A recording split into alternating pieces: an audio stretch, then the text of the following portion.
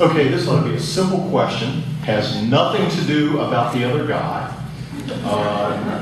Congressman Hurt first. Trying to be careful.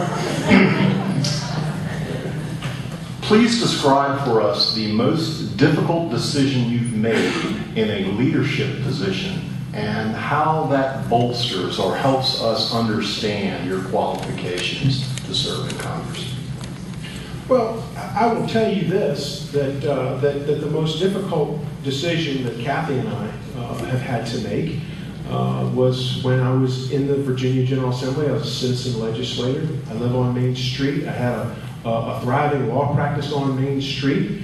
Was proud to be able to do my duty 2 months a year, go down to Richmond and partake in public policy debates and leadership in a great state of Virginia, where we lead the country in business friendliness, where we are the best managed state in the country. I was proud to be a part of that, and at the same time be able to live in Chatham, Virginia, which if you don't know, Chatham is much like Warrenton. It is a beautiful place. It's a bucolic setting in rolling hills of Southside Virginia. The decision that we had to make was whether or not we would answer the call, those who thought that we should step up to the plate and run against a very well-financed, well-thought-of incumbent that was my predecessor.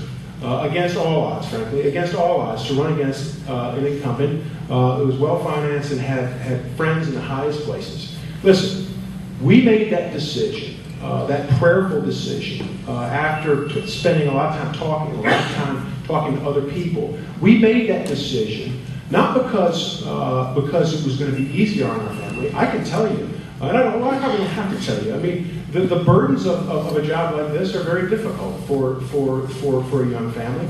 And that's, of course, our first and foremost obligation. But we went through the process and decided that if we could do it between the two of us, then we concluded that we must do it, because the future of this country for our 3 children is too important. The future of this country, if we want individual liberty, if we want more freedom, not less, if we want limited government, not more. Thank you, I think that's what this race is about. General Douglass. Well, you know, I had to make a number of decisions when I was a young officer that could affect people's lives.